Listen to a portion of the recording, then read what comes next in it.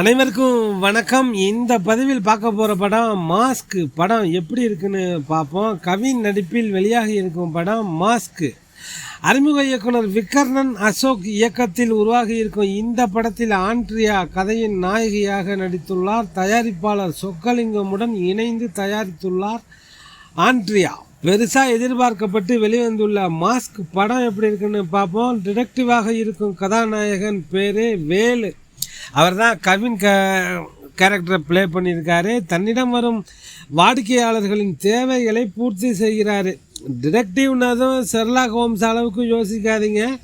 பணக்கார தம்பதிகள் யாராவது அஃபேரில் இருக்காங்களா, அந்த மாதிரி தன்னிடம் வரும் வாடிக்கையாளர்களின் தேவைகளை பூர்த்தி செய்கிறாரு. அதில் யாராவது தன்னிடம் சிக்கிட்டாங்கன்னா அவங்கள்ட்ட இருந்த பணத்தையும் கறந்து விடுகிறார். ஏன்னா பணம் மட்டும்தான் உலகத்தின் ஒரே தேவை என்கிற நோக்கத்துடன் வாழும் நபர்தான் கவின். ஏற்கனவே திருமணமாகி இவருக்கு ஒரு குழந்தையும் இருக்கு. ஆனால் கணவன் மனைவி இருவரும் பிரிந்து வாழ்கிறார்கள். இந்த நிலையில் கதாநாயகி ருஹானி சர்மாவை, அவங்க பேர் ரதியை பார்த்து பேசி பழகி வருகிறார்.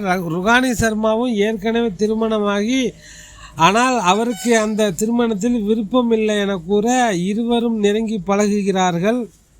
மறுபக்கம் பெண்களுக்கு எதிராக பாலியல் ரீதியாக நடக்கும் தவறை எதிர்த்து போராடி அவர்களை மீட்டு நல்வாழ்வு அமைத்து தரும் நபராக என்ட்ரி கொடுத்துள்ளார் பூமி. அவங்க தான் ஆண்ட்ரியா கேரக்டரை ப்ளே பண்ணியிருக்காங்க.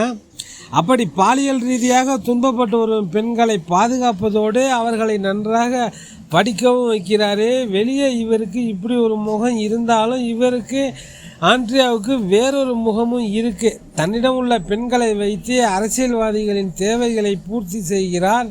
அதனை வீடியோவாகவும் எடுத்து வைத்து கொள்கிறார். தேர்தலில் போட்டியிடும் அரசியல்வாதி பவன் ஆண்ட்ரியாவிடம் 440 கோடியை கொடுத்து தொகுதி முழுவதும் இந்த பணத்தை யாருக்கும் தெரியாமல் அனுப்ப வேண்டும் என கூறுகிறார்.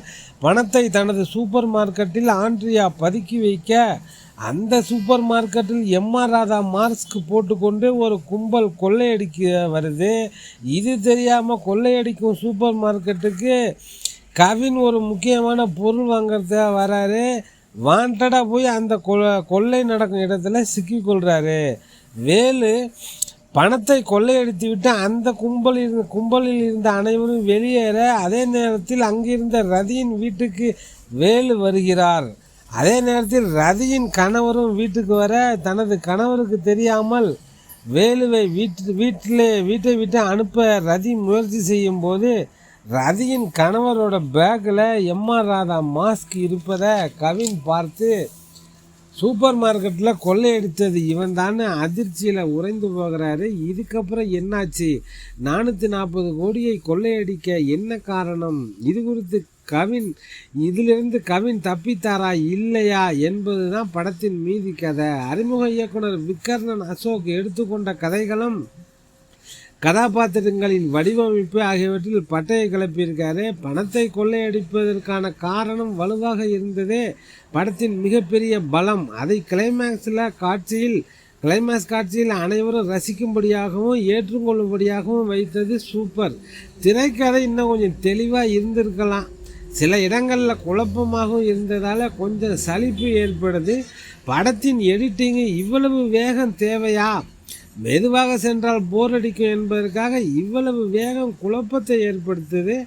கவின் மற்றும் ஆண்ட்ரியாவின் கதாபாத்திரங்களின் வடிவமைப்புக்கு பாராட்டுகள் சொல்லலாம். கதாநாயகன் நல்லவனாக மட்டுமே இருக்க வேண்டும் என்கிற அவசியம் இல்லை, கெட்டவன் தான், ஆனால் தான் எச்ச இல்லை என கவின் சொல்லும் வசனம் அவரோட கதாபாத்திரத்துக்கு பக்காவாக பொருந்துகிறது. தன்னுடைய தேவையை பூர்த்தி செய்ய தனது புத்தியை பயன்படுத்தி மற்றவர்கள் மூலம் அதை செய்து கொள்ளும் ஆண்ட்ரியாவின் ரோல் படத்திற்கு பெரிய பலம். கவின் ஆண்ட்ரியா எதிரெதில் துருவங்களாக நின்று மோதிக்கொள்ளும் காட்சிகளும் நன்றாக இருக்கே. நல்லவன் என்கிற முத்திரை இல்லாமல் அனைவரும் சுயநலவாதிகள் என காட்டியது சிறப்பு. இப்படிப்பட்ட சுயநலமான மனிதர்களுக்கு இடையே மாட்டிக்கொண்டு பாதிக்கப்படும் மிடில் கிளாஸ் எதிர்த்து அடிக்க தொடங்கினால் என்ன நடக்கும் என்று காட்டிய விதம்தான் படத்தின் மிகப்பெரிய மாஸ். குறிப்பாக கிளைமேக்ஸு வேறு லெவல். கெத்தான உடல் மொழி, நக்கலான பேச்சு, சேட்டைக்கார குணம் என படம் முழுவதும் ஜாலியாக வலம் வரும் கவின் எமோஷனல் காட்சிகளையும் பொறுப்பாக அணுகி அக்கதாபாத்திரத்தை அழுத்தமாக்கியிருக்கார். நல்லவர், வில்லி, பலியாடு என காட்சிக்கு காட்சி பல பரிமாணங்களை எடுத்துக்கொண்ட ஆண்ட்ரியா தன் தோரணையையும் மர்மமும் கலந்த உடல் மொழியால் படத்தை தாங்கி நிற்கிறார். ஆண்ட்ரியா ஆக்ரோஷம், வஞ்சம் என வழக்கமான அரசியல்வாதியாக பவன் தன் அப்ராணித்தனத்தால் ருகானா சர்மா முதல் பாதியில் கவர, தன் யதார்த்தமான நடிப்பால் சார்லி இரண்டாம் பாதியில் கணம் கூட்டுகிறார். எக்கச்சக்கமான துணை நடிகர்கள் வெங்கட் செங்குட்டுவன், கல்லூரி வினோத், ரமேஷ் திலக், சுப்பிரமணியம் சிவா, அர்ச்சனா, ஜார்ஜ் மரியன், ரெடின் கிங்ஸ்லி மட்டும் நினைவுக்கு வராங்க. படம் முழுவதும் பேச்சு துணைக்கு நெல்சன் திலீப் குமாரின் நையாண்டி கலந்த வாய்ஸ் ஓவர், நேர்த்தியான ஒளிப்பதிவு கையாண்டு ரசிக்க வைக்கிறாரு ஒளிப்பதிவாளர் ஆர்டி ராஜசேகர். ஜிவி பிரகாஷ்குமார் இசையில் பாடல்கள் எல்லாம் பலம்.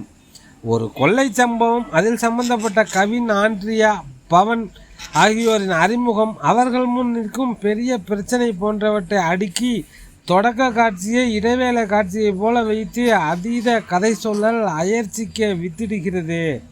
பயங்கரமான 2 ட்விஸ்ட் வச்சுருக்காங்க. நடிகர்களின் பங்களிப்பால் பாஸ் ஆகின்றன. அடல் கண்டென்ட்லாம் கொஞ்சம் இருக்குது. யூஎஸ் சர்டிஃபிகேட் தான், 16+ தான். பார்க்கணுன்னு நினைக்கிறவங்க மாஸ்க் படம் பாருங்கள். டெல்டா 7 நண்பர்களுக்கு நன்றிகள் பல.